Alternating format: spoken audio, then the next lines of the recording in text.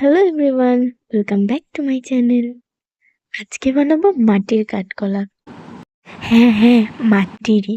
এটা কোনো মল্ডেড ক্লে নয়, এটা মাটির কাঠকলা। তো চলো দেখে নি কি করে বানাই। প্রথমেই আমাদের দরকার প্রসেসিং করা এঁটেল মাটি। প্রথমে কিছুটা মাটি তুলে নিয়ে সেটাকে এরকম লেচি পাকিয়ে ছোট ছোট বল করে নিতে হবে। মাটির বলগুলো আমার এখানে বানানো হয়ে গেছে। এবার এগুলোকে একে একে পাপড়ির শেপ দেবো।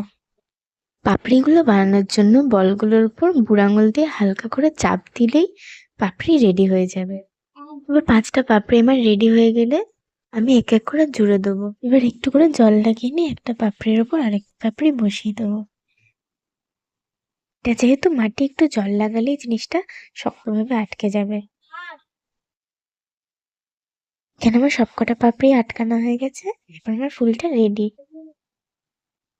এবার এটাকে শুকনো করে নেবো। তো আজকের ভিডিওটা ভালো লাগলে লাইক, কমেন্ট আর শেয়ার করে দিও। আর সাবস্ক্রাইব করতে ভুলো না।